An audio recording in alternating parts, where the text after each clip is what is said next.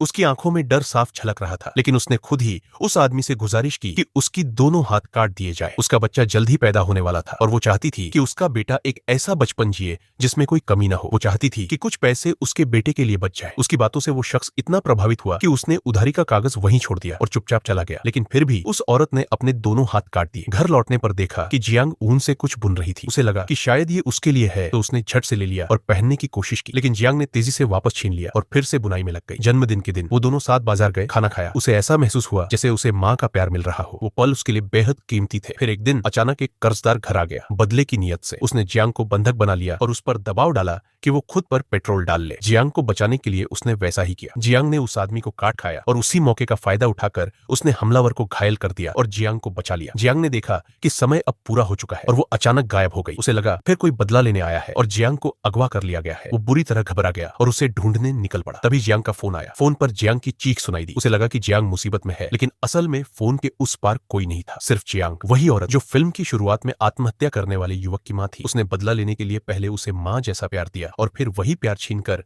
उसे अपनों को खोने का दर्द महसूस कराया। आखिर में जियांग ने एक ऊंची बिल्डिंग से कूदकर अपनी जान दे दी उसके सामने और उसी पल उसे सच्चाई का पता चला। फिर उसने भी खुदकुशी कर ली। कहानी यही खत्म होती